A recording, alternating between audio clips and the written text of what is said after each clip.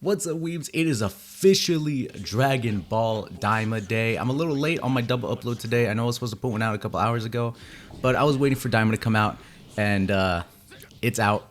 I enjoyed it. I just finished it. I'm gonna have this go up first, and then I'm gonna do a Daima Goku video right after this.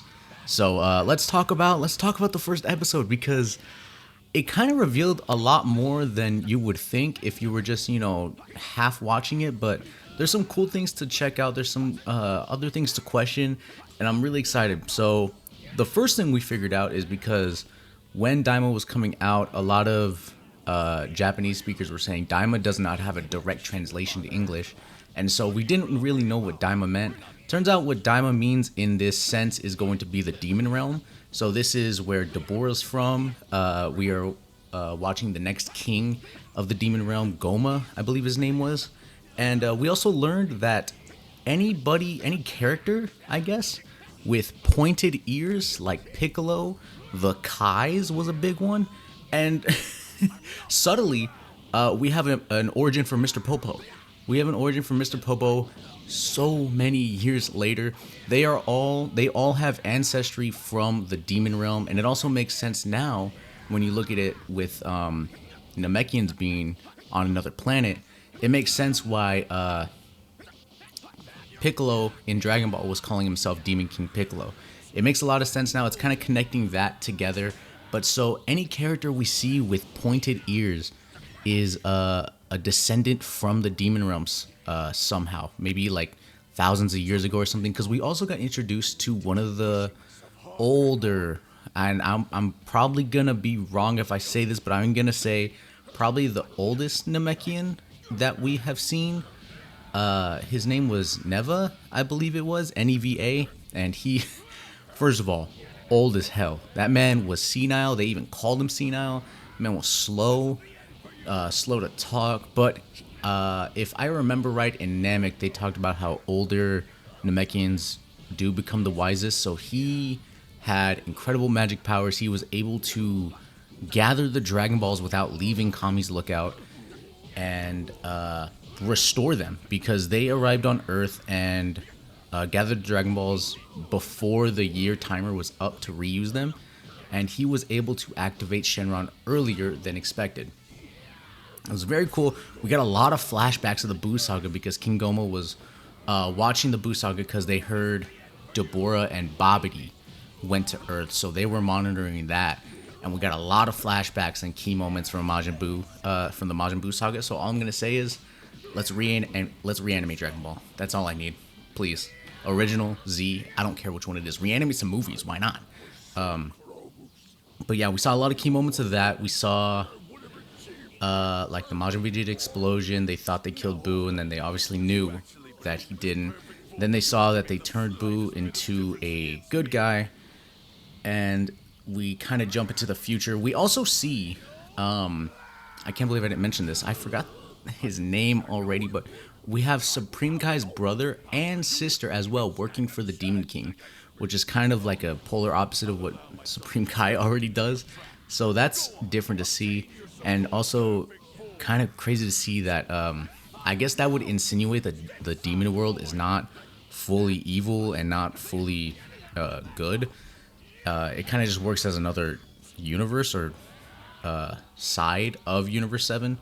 But they also have this guide when they went to Earth that they can dictate to where they go. So they're not really assigned to a universe. They're kind of in this in-between. I guess, obviously that's why they call it the Demon Realm. But they're in this in-between space that they have the ability to go anywhere, really. And so that's kind of cool.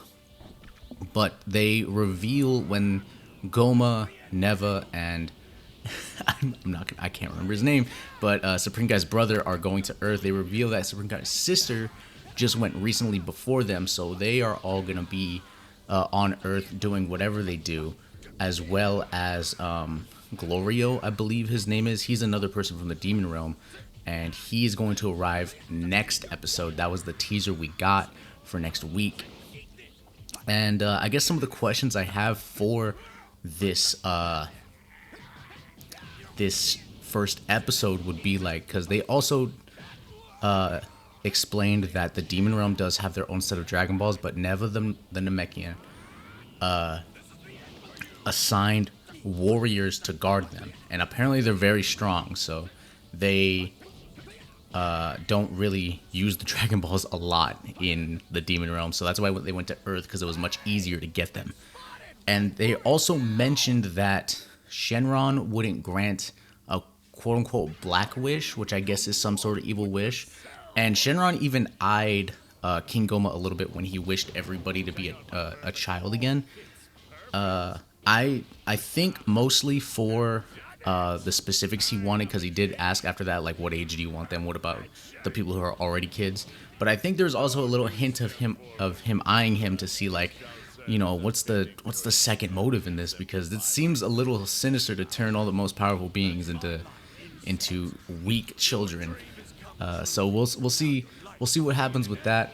After that, there was a little tidbit that kind of conflicts with something they said in Super, which is when they showed Supreme Kai and Kibito defused right after the Majin Buu saga, and even Goku asked, you know, how'd you guys defuse? And what they explained was that they saw Vegito get absorbed by Buu and get spit out as Goku and Vegeta. So they asked the good version of Majin Buu to try that. So they got absorbed by Majin Buu and then spit out, and they were defused. So supposedly inside Majin Buu there is a gas that can defuse people, and that's how it happened. I guess it makes sense with Gotenks as well, because they were also separated in there.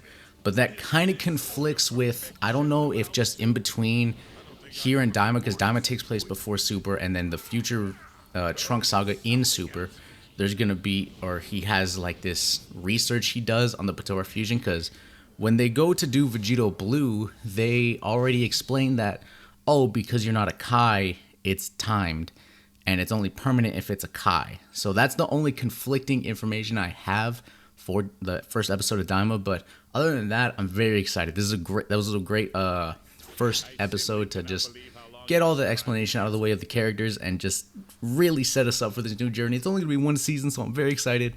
I'm gonna be doing these as frequently as I can. If there's nothing in the episode, I probably won't do it, but as the launch, I think this is pretty good. I think we're in for a great ride. But let me know what you guys thought about Daima if you watched it in the comments below. Make sure to subscribe if you're new. I will catch you guys in the next video.